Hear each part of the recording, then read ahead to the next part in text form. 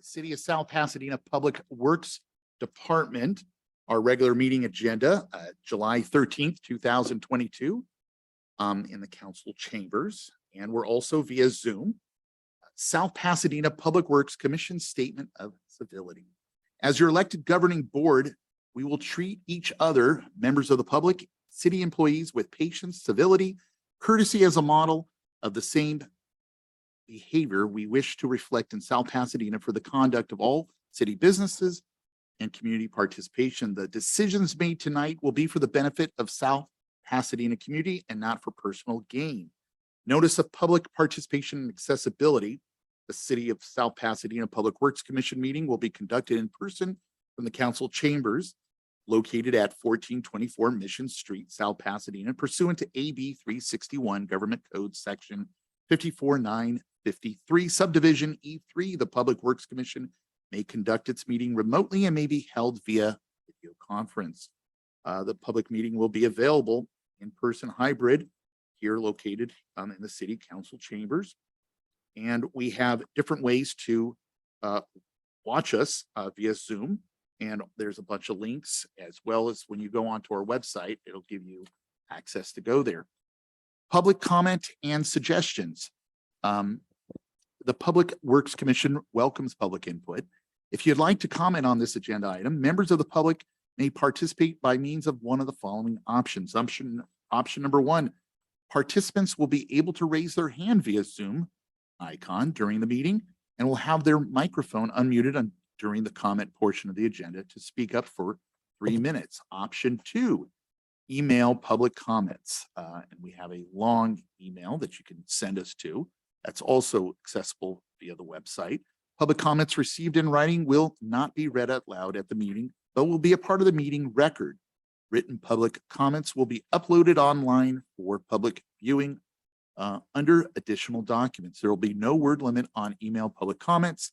Please make sure to indicate your name, what agenda item you are submitting public comment on, and or submit by no later than 12 p.m. on Wednesday, July 13th. Call to order, the mailing. Roll call, I'll hand it off to you. Hi, Tina? thank you. Good evening. Chair Malling, Present. Commissioner Hernandez, Present. Commissioner Trevino, Present. not in attendance tonight. Commissioner Catania is excused for tonight's meeting. Council Liaison, Councilmember Evelyn Steimer. Here. Public Works Director Ted Gerber is here. Public Works Deputy Director Antenna Tesfaye is here. Public Works Operation Manager Katrina Peguero is here. And myself, Public Works Management Assistant Reina Salazar Martin. Thank you.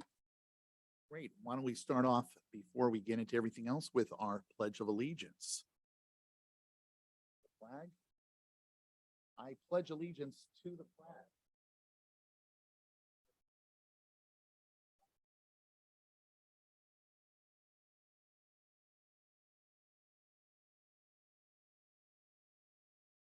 Well, great. And before we get into all the other information, Ted, I think you wanted to talk about some other items.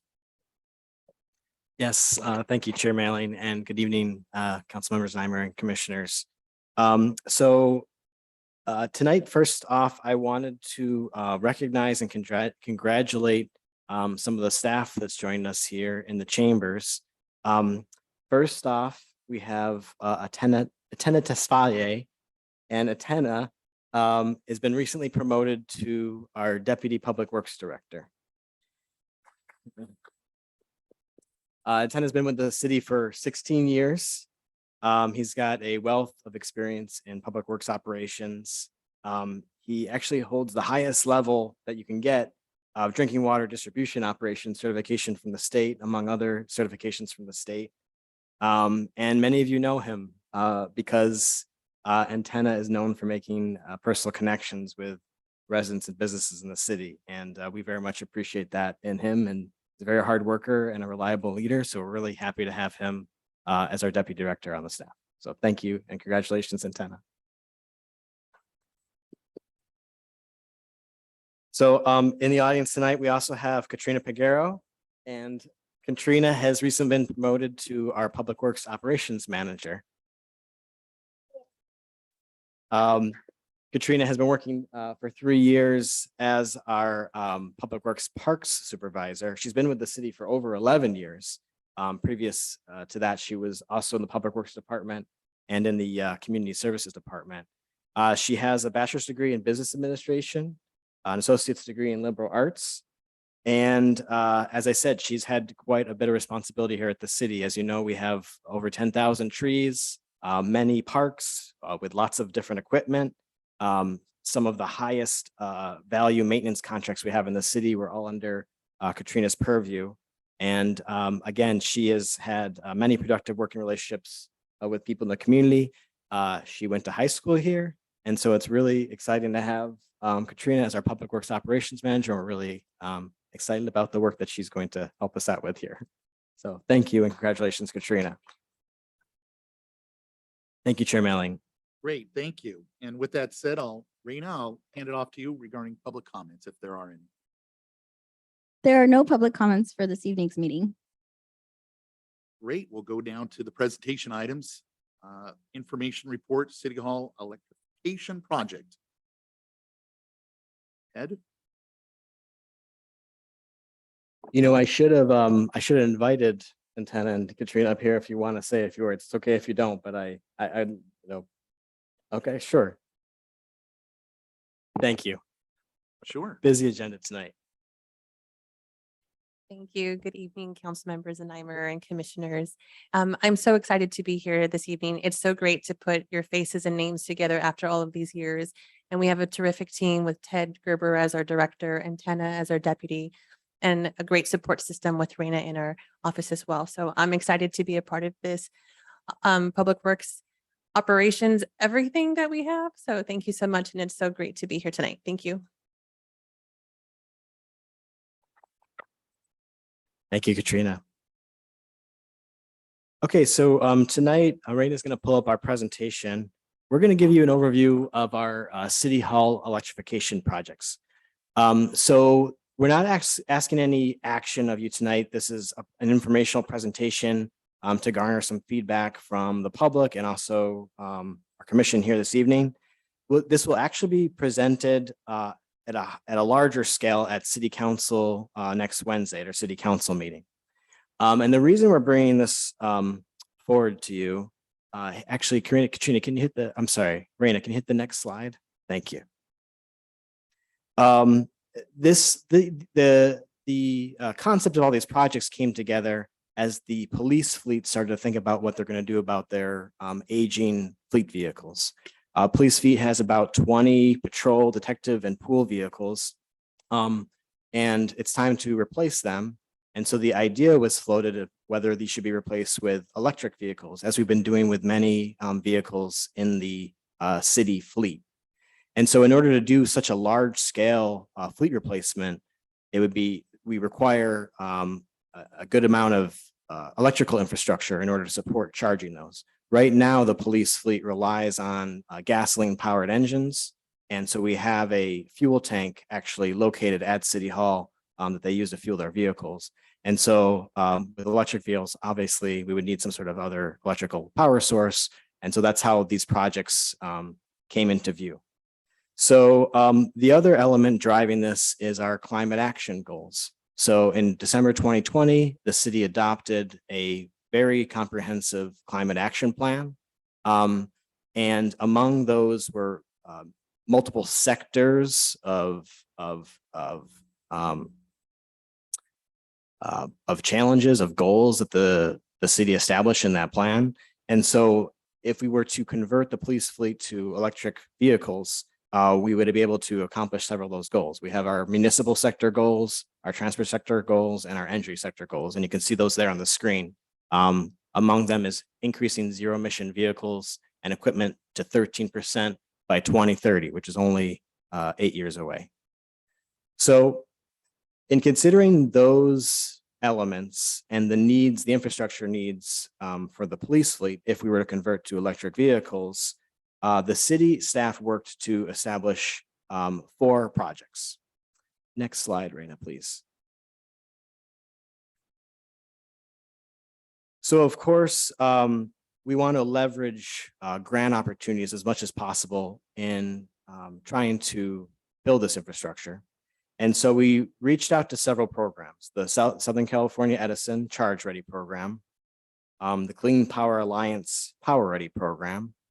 And since we were already considering making improvements in this lot to install electrical infrastructure, we considered, well, why don't we try to make some stormwater capture improvements at the same time we're doing this? And so we reached out to Metropolitan Water District for their direct use pilot program.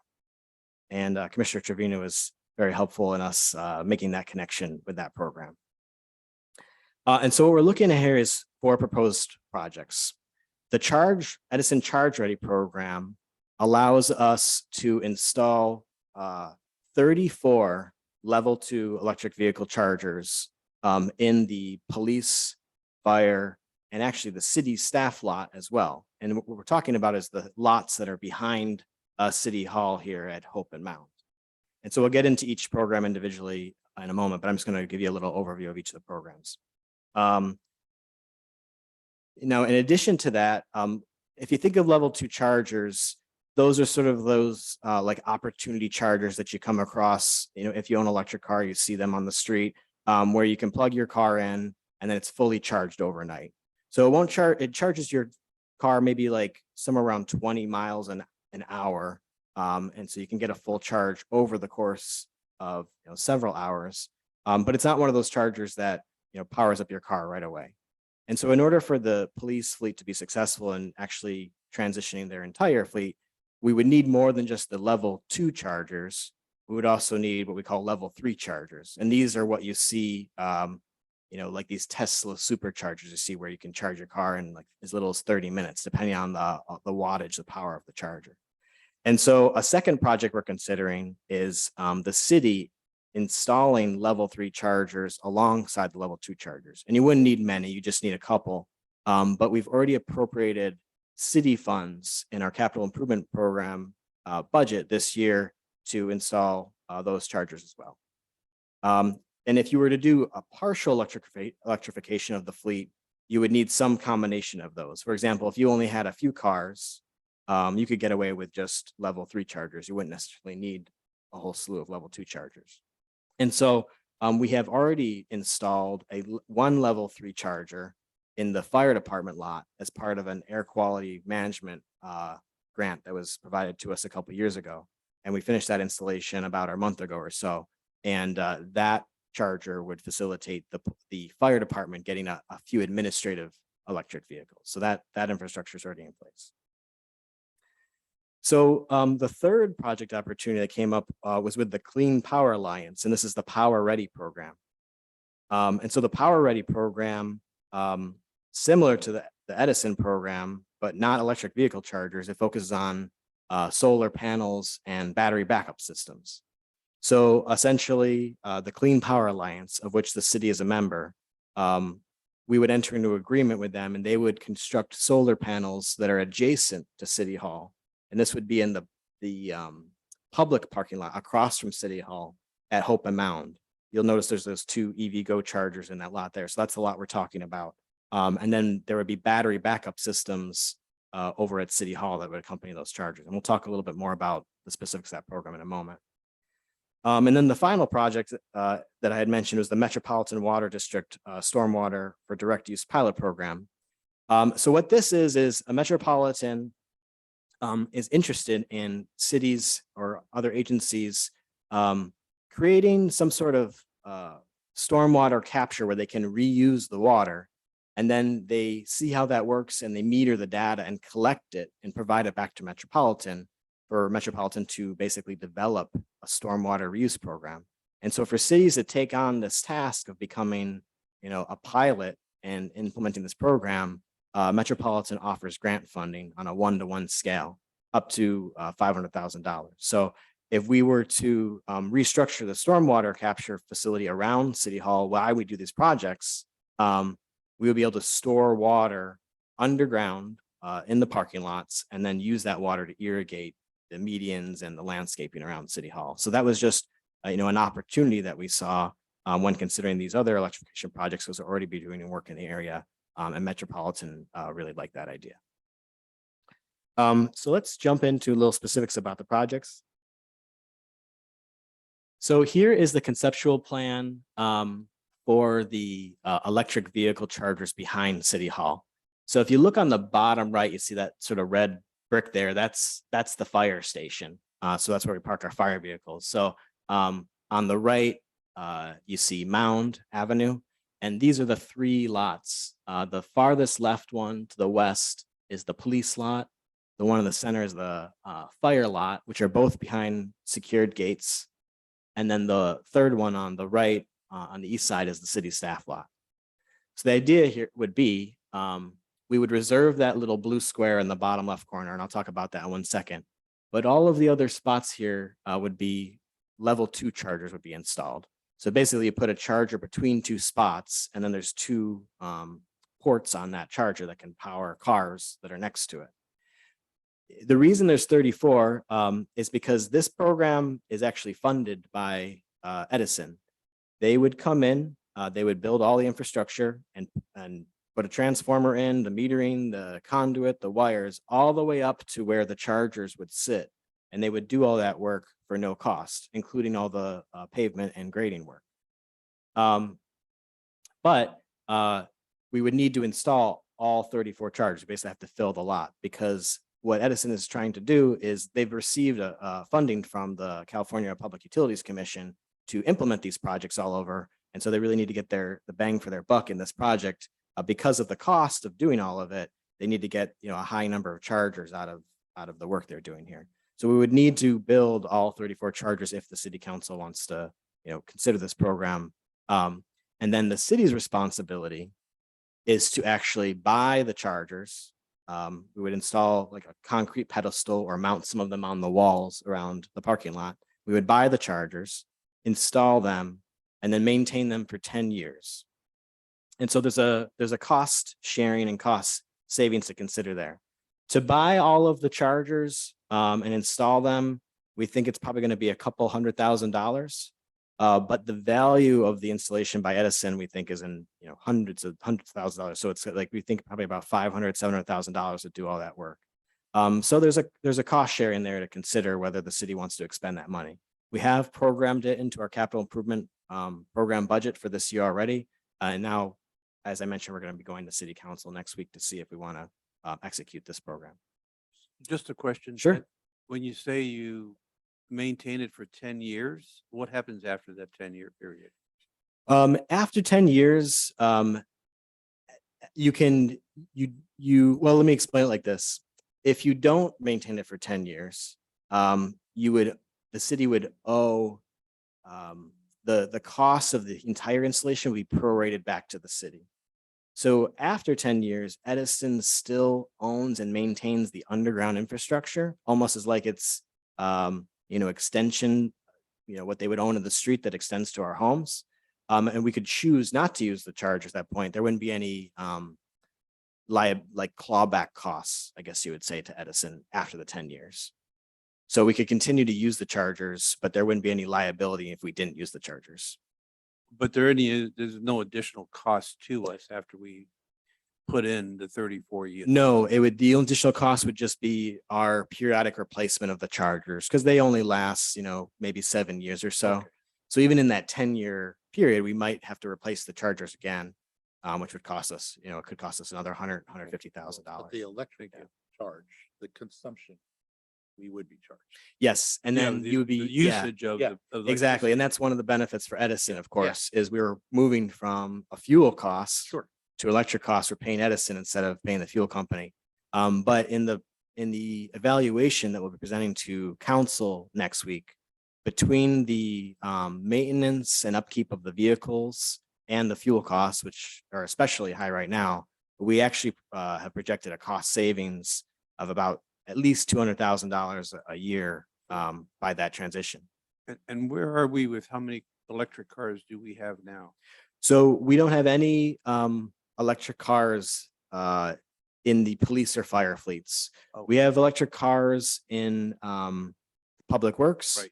And we have right now other departments are borrowing public works electric cars also. So we're hoping to backfill those cars for them. And they use the charger, this little red box in the center is where our AQMD funded charger is. And so they use that charger right now. But other than that, there are no electric vehicles back here. So in the then police it's fleet. also then the purchase of electric cars as well. Exactly. And so that we think is about, it's going to be a lease agreement for about $300,000 a year. And the reason it's so high is because we're talking about like 22 vehicles. And so the police will be bringing that as a separate item next week after our discussion on these light infrastructure projects.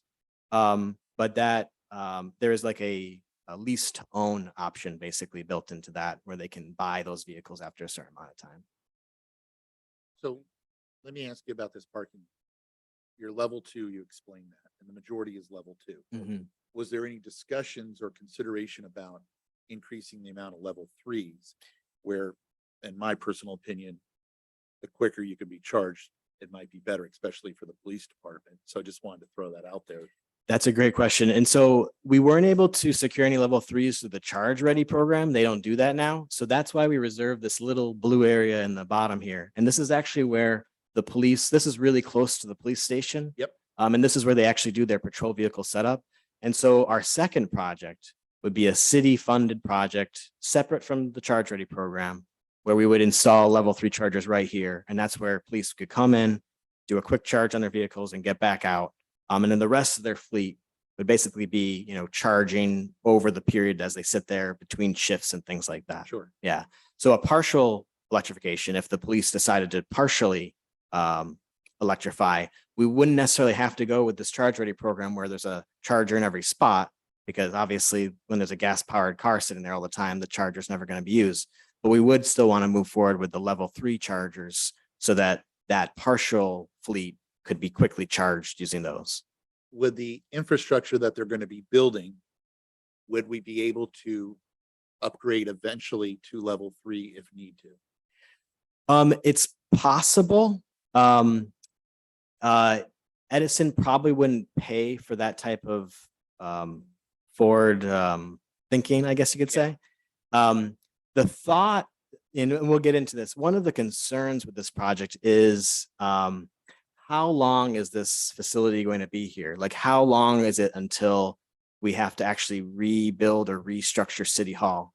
And so we have to actually find that balance point of like, well, we'll get so many years usage out of this and so much cost savings versus the expenditure later on. And so the thought would be there may have to be this might be a semi-permanent installation anyway. It's that respect. Now, Yeah. I'm understanding. Sure. And then police department, fire department secured.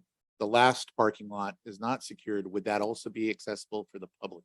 Yes. And so the idea here would be, again, a policy to be considered with the council about how we manage that. But one thought is that it's a city staff lot by day. And then on the nights and weekends, it's accessible by the public at some sort of paid charging rate that would have to be, established by the city. And we haven't taken those steps yet. Or you secure the parking?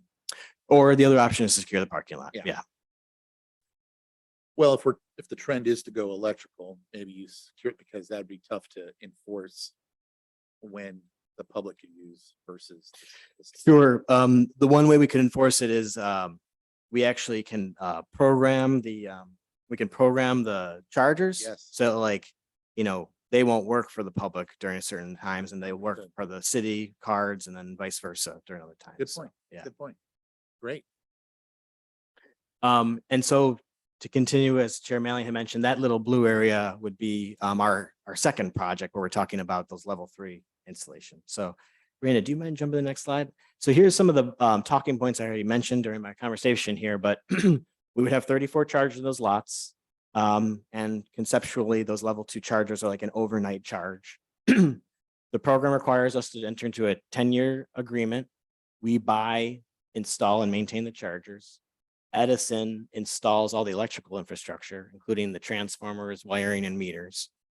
And they would own and maintain that infrastructure. And we would have to grant them an easement, much like they have easements throughout the city for their infrastructure.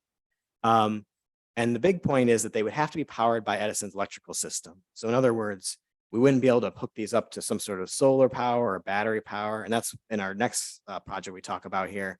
The whole point is Edison can make money off charging us. We can't basically take the chargers, get them installed, and then, have our own electricity. So that's where we would segregate. The level 3 chargers perhaps would be powered, and City Hall itself could be powered by alternate means, but these would be powered off the electrical grid. All right, let me jump to the next project. Oh, What happens if there's a power outage? it's a good question. So if we were to implement all the projects, and again, the council is going to be offered the opportunity to pick and choose also what we want to do. But if there was a power outage, this level 2 array would be subject to that power outage, so it would be out. But the level 3 array and the rest of City Hall might have a backup system if we decide to put the solar panels in. During the day, we'd have solar power, and then during the evening, we'd have battery power for those other chargers. Now, the other consideration is that based on which vehicles the police fleet purchase, they have an opportunity to do what we call like a vehicle to grid power system, in that vehicles that aren't being used, their fully charged batteries can actually power up their other neighbors. So you actually have a microgrid in the vehicle system itself. If all the cars are plugged in, they're almost like batteries to each other. And so that's something that's possible. But I think you're bringing up a very good point, is in case of a power outage, which we did have over, I think, a 3-day with that, what was it, the wind? But it did last. Now, power was restored here pretty quick in the city area, but if it's longer than a day, and my knowledge with Tesla vehicles, I think your capacity is 300 miles. To charge 3 EV chargers, yes, you're right. You're done in 30 to 40 minutes, but with the level 2, it takes 12 to 18 hours. I like your idea that alternative power could be to power the EV3s. I'm thinking you may need to go more than 2 EV3 chargers. I think you keep on using 34 charging stations. I don't know if that's the number you need to hit in order to achieve this deal with Edison, but in my opinion, only 2 charging stations in EV3 charging level may be not sufficient. Just bringing it up there. Yeah, it's a really good point. And so the reason we said 2 is we're trying to be conservative. We'd like to do more, but the limitations are, number one, level 3 chargers use a ton of power. And so there's a 1,000 amp system at City Hall itself, but the City Hall police chambers right now, we're all on this meter. And so we don't exactly know how much we could actually add to it. And would be the next step if the council wants to move forward with this. We have contractors on standby to start taking a look at this. The initial evaluation thinks it's possible. We also have a space limitation. So even though we had those 3 spots there, you could see at the bottom, there's an underground fuel tank to the north, which we can't exactly, install like heavy duty electrical equipment next to. And then, if we were to install electrical equipment elsewhere in the parking lot, we start to lose parking spaces. So there's a lot of things to consider, and that's the kind of feedback we're looking for from tonight. So I appreciate that that you're making that point. Well, and then also maybe take over the city parking lot to be accessible for the fire department and the police department as well, and secure that lot where, Yeah, that was an idea actually, and that's still out there. When we were talking about the challenges with the City Hall itself and its age and its limitations, that was an idea that we considered. Ultimately, it was thought that unless we were to secure that lot away from the public, it wouldn't be a viable option, because then you basically have, Sure. police setting up in an unsecured area. So that is an option. We do have another level 3 charger installed over by the dog park. We have a yard there that we charge our Yep. parks buses. And then there's also a supercharger facility in Pasadena off of Glen Arm that would be basically, if the police were to move forward with their plans, that would be their backup, is to charge there in the case of some sort of outage, but a regional outage that might not do you too good. Yep. So. Got it. One more question.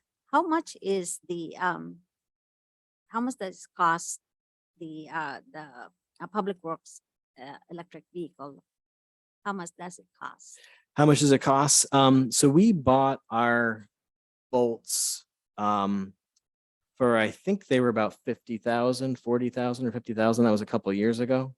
So there's a significant cost up front for electric vehicles. The idea is that, you have less maintenance and longer life over the long run. So all of this is a really big initial investment. I don't know the specific cost for the police vehicles because they're considering a lease option for all of them. But there is a cost because not only do you have the initial purchase costs, but you actually have to set a police vehicle up. They have to take it in, it has to get special hardware and secure, glass and things like that. So the police will certainly have that information for the council next week. But for our just standard vehicles, we think they're about 40 or 50 or so for the little bolts. Yeah. When we're talking about really large public works vehicles, we were looking at a large utility truck, probably about a 200 class that was going to cost probably about 250, 300,000. Because, sizable battery, you basically get a specialized manufacturer that takes, say, like a Ford chassis and reconstructs it to be a electric vehicle. So they're pretty expensive from, we're talking low end 50 to high end several $100,000. I saw one in Arcadia. It was 275,000. Yeah, they're expensive. Very nice. Yeah, exactly. Probably only goes 50 miles. Right. Chair Mallon, if I may. Sure. So Ted, you feel reasonably sure that our emergency vehicles will be functional even in the case of a power outage? And I noticed in the slide before this, Edison is throwing a caveat in there that no solar will be introduced or any other. Yeah. So, sorry. So, no, I just Okay. want to make sure that even though that caveat is in there by Edison wants, they don't want us to have that. We need to have an assurance that our emergency vehicles will be fully functional in the case of a power outage. And I think that's a good point that you're aware of that, you're making that part of your program. Yeah, definitely. And so I think, one option that will be before the council next week is some sort of hybrid solution, literally, where there's like a iterative transfer over to electric vehicles. And so there's a maintaining of electric infrastructure and gas powered infrastructure. The police department thinks it can be done if we're able to move forward with all the infrastructure that we need. But yeah, it is a critical component of the discussion for the council on the electrification of the fleet. Very good point. I think a gradual introduction of electrical cars is a great point. I don't think you go full electric. Yeah. But I think that's the trend. So it's a great start. Yeah, absolutely. But I think you're right. I don't think you can go 100% electrical right from the get-go until you work out the kinks for the next couple of years. Yeah, the issue with the hybrid solution is the cost, because then you have, where in the one or the other, you sort of like mitigate the both, costs, then you're maintaining both. You actually have the initial costs and you have the fuel costs. Yeah. So, it is a challenge to consider it all. One thing I'll mention is that right now there's such a thing called low carbon fuel standard credits. And it's basically this like commodity that you can trade. Petroleum producers have to purchase these credits. And so if you're an agency like this, where you are basically reducing your energy usage, you can generate these credits for sale on the market. And so these can actually be quite lucrative. If we were to fully electrify, you could be looking at thousands of dollars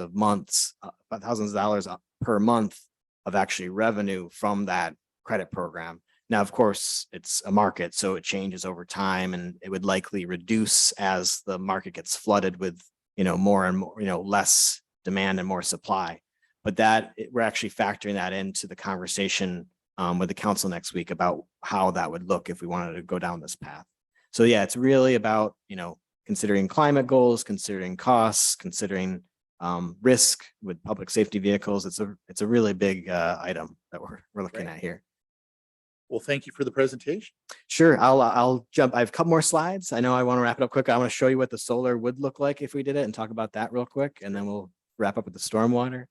Raina, do you mind jumping to the, yes, there we go. So for the Clean Power Alliance, we'd actually considered a whole bunch of sites in the city for solar panels. And we were basically settled on setting them up at Garfield Reservoir because we've got a big flat area, but there's really no power consumption needs at Garfield. There's some pumps and there's staff office there, but there's really no room for parking. And so we would just build a tiny panel and it really would be the most cost-effective solution, even though it's the best location. Because City Hall itself is just, as you can see, all the parapet walls and all the different roofs, and it's an old building. We couldn't put the solar there. So we had considered putting them in the parking lot, but we were bound from doing that because we weren't allowed to actually generate power in one parcel the city owned and then transfer that power to another parcel. That's reserved for utility providers like Edison. But because both parcels are city owned and because it's a city street in between, we're actually to apply for this regulatory exemption to build a conduit underneath the mound and then actually transfer the power over. So once that was an option, then this idea was fair game. And so the CPA contractor that's helping us with this developed this photo to show like it would look something like that. Power would be transferred over to City Hall. And actually the City Hall usage right now exceeds what we would be able to generate in solar power. So it's not like we would ever have any solar power being wasted.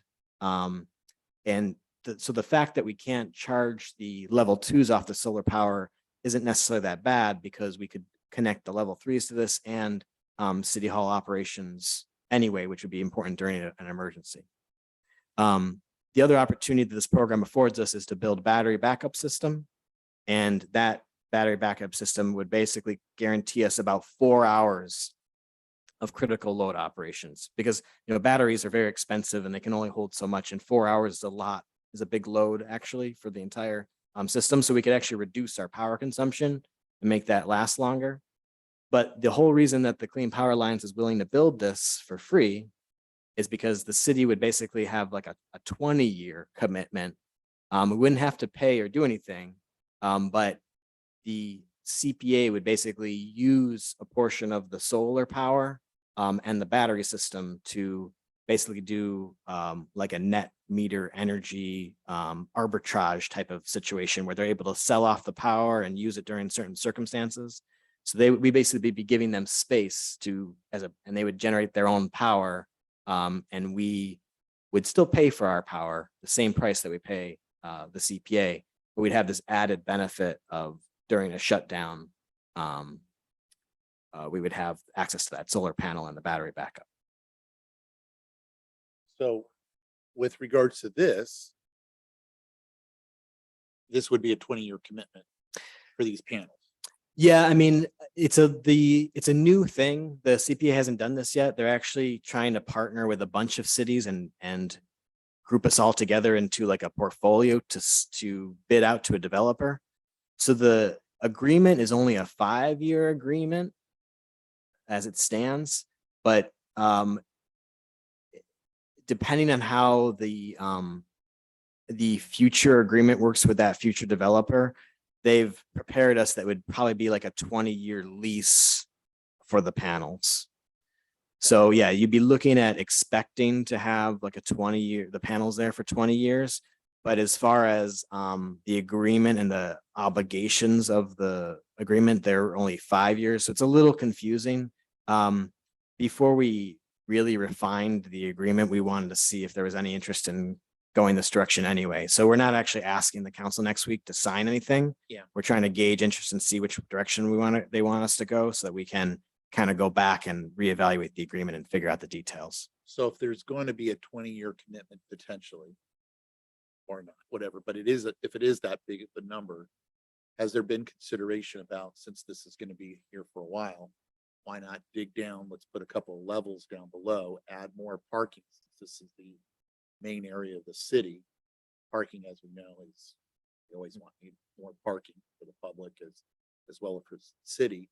So maybe but that's big dollars, you Mhm. know, so I get that too, but if we're going to commit to something for 20 years, maybe that would be a consideration because, you know, something to think about. It's a good point because as we were saying about City Hall, you know, if we were to reconstruct City Hall, that would be probably the direction we'd be going is an underground parking facility. And therefore, we might not see that electrical infrastructure we installed there much longer. But that's what we're talking about. Like, would we make it to 10 years before we actually build that? And so you're right, with a 20-year commitment, that puts things a lot farther down. We didn't really consider any sort of other improvements other than what we're going to talk about with stormwater around Yeah. there. And so that's a really good point that we should you know, consider in terms of like what you other know. things we would do. Yeah. Any questions before we go to stormwater? I'm just more concerned about it. Those are the things that are kind of tough. Because you get a developer that comes here and dollars for whether it's City Hall or parking. And what do we do with what we committed to? How do we get ourselves out? Yeah, it's a good point. And so that's where, yeah, we would have to consider those clawback costs. For the Edison program, they're not, you know, too bad. I'm talking about like, you know, it's we think it's about they're not telling us the cost of what it's going to cost them, but we think it's about $500,000 to $800,000 to build all this stuff at City Hall. So if you consider that it would be at least maybe 6-7 years before we were to sell off to the developer, perhaps if that was what the direction the city wanted to go, you'd probably owe maybe 100,000. And when you're talking like, you know, tens of millions, it really kind of like is a sunk cost. And you might have saved that money and energy over the 8 years anyway. So that's the sort of how we're approaching the council with it, is that, yeah, there's this cost and there's this liability if you don't make it the whole term, but the actual cost, the actual monetary cost, that might not be much compared to the savings that you see over that time.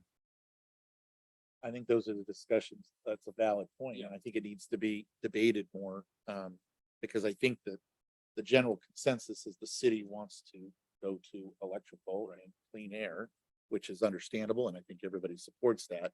But you're bringing up a great point that it's a long-term commitment.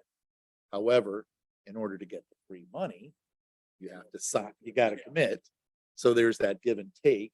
And then getting back to future goals, if the idea is to recreate a whole new city hall infrastructure and improve it, since this structure has been here for quite some time. I honestly thought this was built like 5 years ago. I didn't realize how old it was. So- If you talk to Antenna, you'll find out exactly how old it is, because every day we're working fine, and Katrina also, they're finding something and fixing something. Yeah, So so no, I get it. Great. Well, let's head into the storm. So the last item was really an opportunity when we were talking about this, of what other improvements can we make when we're ripping up the parking lot. And so we, next slide, Raina, if you don't mind.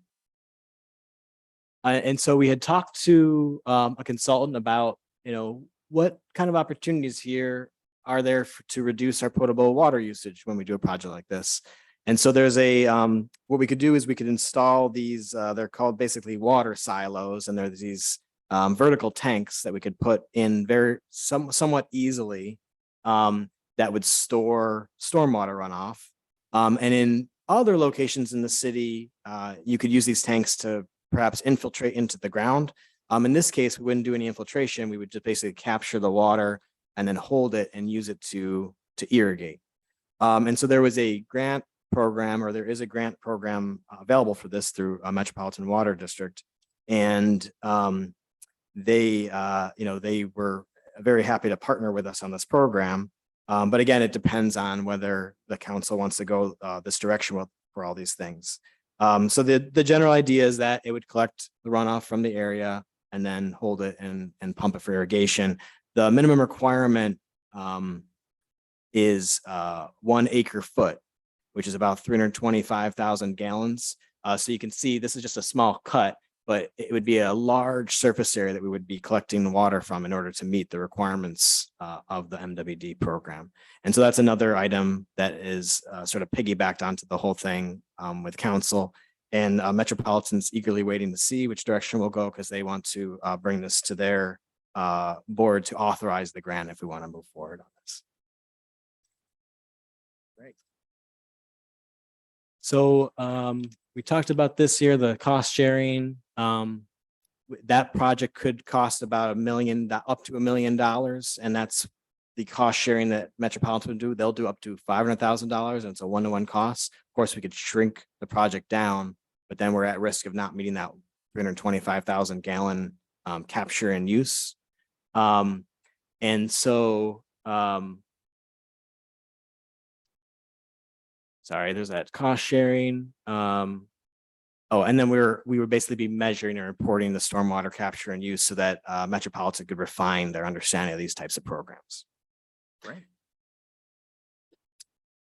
I was going to say that we're one of the first cities, if not the first city that Metropolitan partnered on this pilot project. And it is $500,000, and it's a project that would measure how much water is out there in terms of stormwater. I mean, not a lot of acre feet, but it's a start. It's a start. And I'm really happy that our city got this money. So that's good. Oh, that's great. All we need is rain. Then it will work really well. Yeah, and conceptually, if the city were to move forward with all that, you've got, this water reduction and reuse, you've got solar, battery backup power. It's really basically developing a city hall of the future, and there's its own marketability and, value in that as well. So that's one of the points that we're trying to make here. Mr. Chair, if I may say, now we can find a way to bring recycled water to the city. That would be awesome. That would be great. Yeah. Cool. Well, great, Ted. Well, thank you. Oh, we got more, right? Well, we've already talked about this, facility concerns that came up. This is the last slide. Facility concerns, we were talking about City Hall. So we've already kind of covered that. The last thing is procurement, energy conservation. Because we are basically, for the level 3 chargers and for the stormwater project, we can go through our normal procurement process. For the Edison project, we would have to do it with Edison. With the Clean Power Alliance, we'd have to do it with them and their developer. So there's certain procurement standards the city has to meet. And so we'll go into this conversation with council, but there's an allowance in the government code for these procurement standards that if we can demonstrate an energy cost savings, we can actually forego the city's procurement process if the city council, holds a public hearing and makes that determination. So that's one thing we'll be talking about with city council, the technical legal aspect of moving forward as well. So we just want to share that too. And so that's it. That's the end of the presentation. Well, I think everything is good, Ted. I believe the Public Works Department and the City Council are going to have discussions about, hey, our current facility, do we do all this work? Do we sign up all these contracts? Or do we consider the other idea, which is redo the structure altogether and incorporate all that at that specific time? Because do you spend all this infrastructure money when in maybe 5 years from now, it would be considered the idea to renovate and redo this? You've got enough land, you can go up and you can put everything, city services, all on this lot. So that's something I think that needs to be addressed with City Council as well as your department to see what is the best approach. So thank you for the presentation. Thank you. Great. And with that said, I hand it off to you, Raina, on the action items.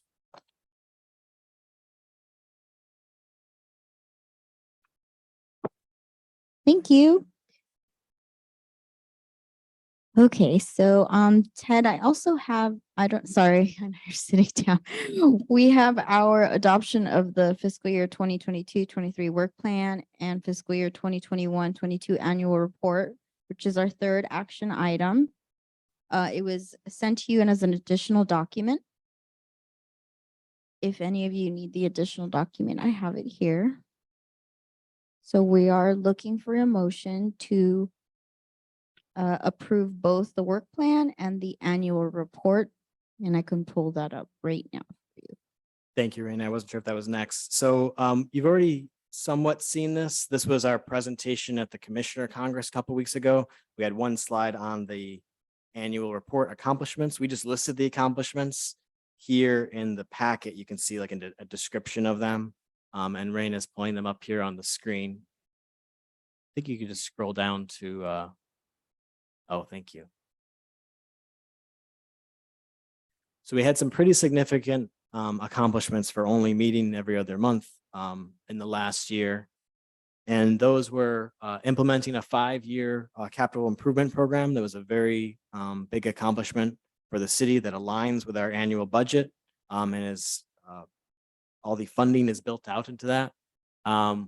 We took a step towards adopting our One Water 2050 plan. If you remember, we spent several meetings going through that and all of our water, sewer, stormwater assets. We made a recommendation here, the commission, to adopt the sewer system management plan. That's that we're supposed to do that every 5 years, and it had been some time since the city had done that, so it was a great accomplishment. And then lastly, we had also spent quite a bit of time talking about all the different stormwater projects in the city along the Arroyo Seco. We talked about the Huntington Drive project. And so there was some good public feedback on that to facilitate those grant applications. And so looking forward to the future here, the next fiscal year that we're currently in. I was gonna say move approval of item 3. Yeah, I'll second that. Okay. So we have a motion by Commissioner Trevino, second by Chair Malley. Okay. All in favor? Everybody in favor? Aye. Motion passes unanimously 3-0. Thank you. Okay, so I don't, maybe the motion included the work plan as well. Yes, perfect. Yes. So you could see Both here, this is our work plan for the coming months, and we're starting here at the top with City Hall fleet electrification. We are currently working on our geotechnical work for the West Side Reservoir, so we should be moving into, design after about a 6-month evaluation of the seismic recommendations. We will be implementing our computerized maintenance management system this year, and look for your assistance on that. We will be constructing one of the Arroyo Seco stormwater projects that's in design right now, the one at San Pasqual, which is across from the baseball fields. Not any of the recreational ones yet. We haven't been approved for grant funding there, but the one that's in that sort of sliver of a woodland is already in design with partnering with the city of Pasadena. We'll be conducting our citywide facilities assessment, which we actually touched on when we were talking about the condition of City Hall. And then lastly, we'll be actually constructing some pocket parks that are also in design on Berkshire and Gravalia this year. Terrific. Thank you. Thank you. Thank you. Our next action item is to approve the minutes from our Public Works Commission regular meeting on May 11th, 2022. Do I have a motion? Okay, motion by Second. Commissioner Hernandez and second by by Chair Malley. All in favor? Aye. Passes unanimously 3-0. Thank you.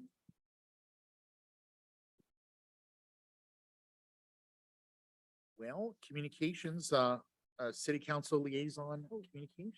How are you? Oh, good. First of all, I want to thank the commissioners for really doing such a wonderful job. I'm just looking at the accomplishments, and they're pretty major. And so thank you, commissioners, for your valuable service and your dedication and passion to our public works. I also wanted to thank these public works staff, especially for the July 4th parade. I mean, everything worked out smoothly, and it's like an ongoing activity for the city. We have the summer art scroll again on Saturday, so that would involve lots of street closures and stuff. So the endless job of street closures and managing city activities that falls on public works. And thank you so much. Ted, I just want to ask you, what happened to the stolen public works truck with all our equipments? I wanted the status of that one. So yeah, we did have a truck that was taken temporarily. We were able to retrieve the truck back, but we lost some equipment. So we think that will be reimbursed through insurance, but we do have the truck back. It's back home and we're utilizing it. So Okay, so Yeah. that was taken from the yard, and so you're gonna secure the yard with, it was, we do have a project in the works to actually add more secure gates to the yard.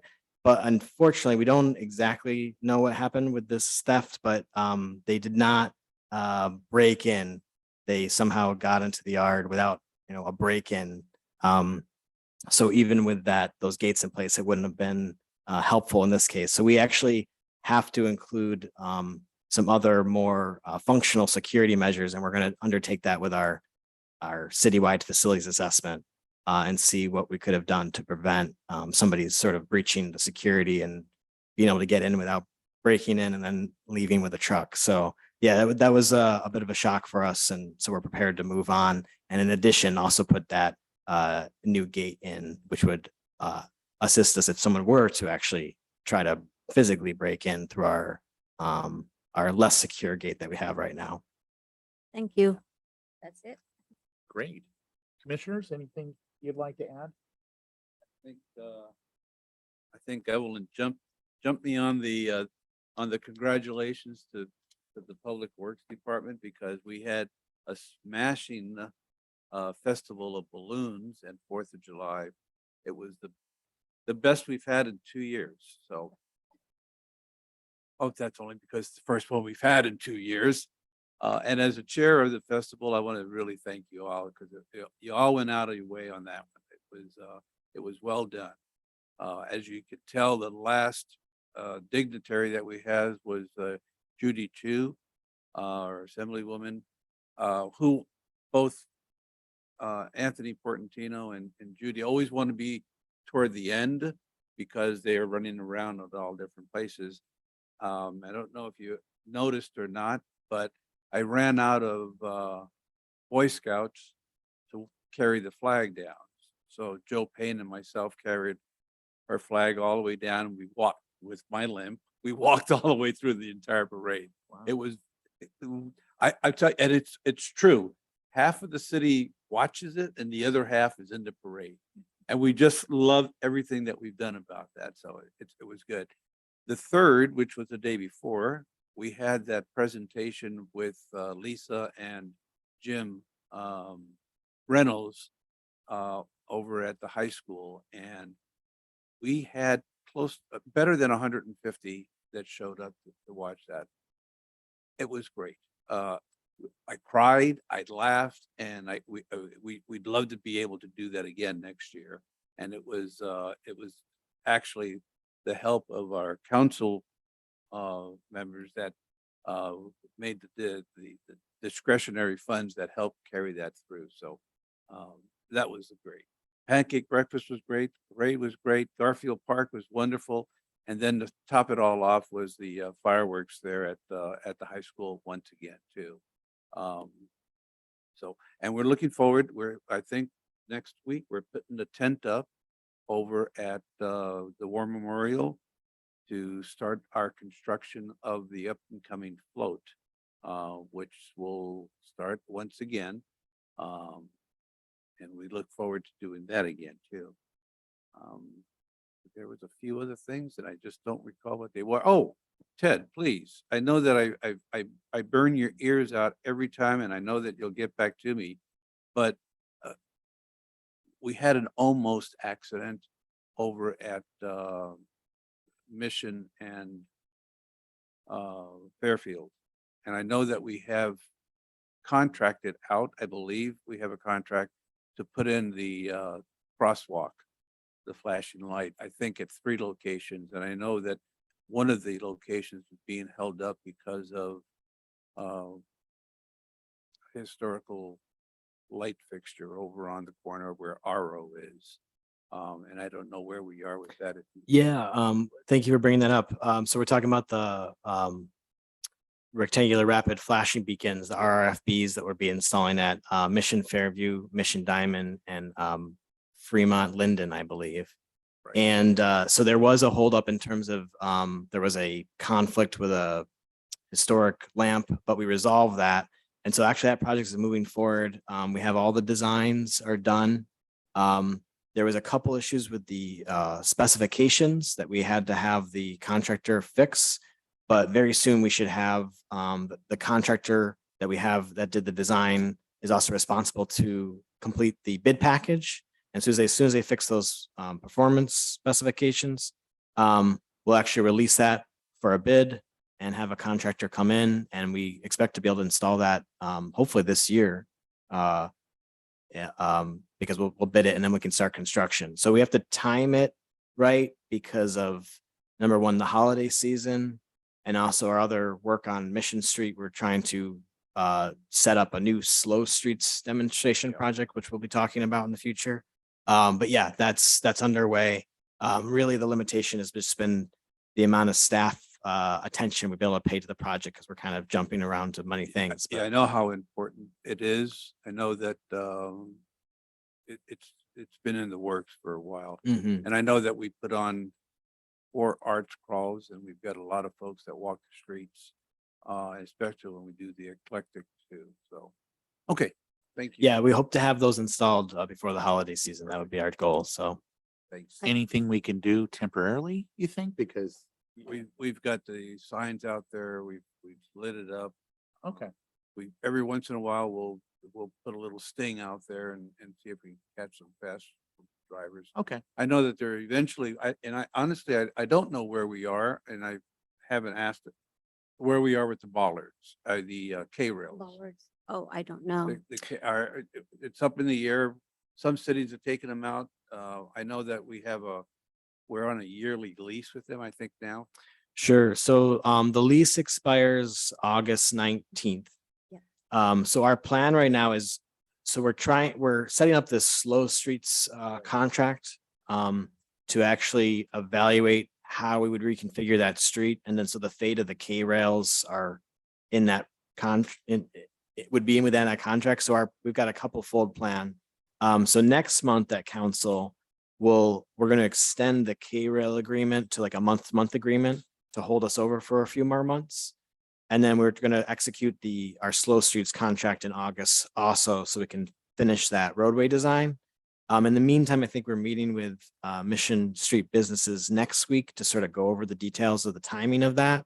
Because again, there could be a conflict with the holidays, and we just want to make sure everybody is on the same page before we move forward. And so that's our plan. Hopefully we can start that evaluation soon, and then we may or may not have those K rails be there before the end of the year based on the new design. So, Thank you. of course. I just wanted to chime in that the RRFBs, they went through the Cultural Heritage Commission, so that the historic and we interface with the historic district and the business owners as to the design of the RRFBs and the lands.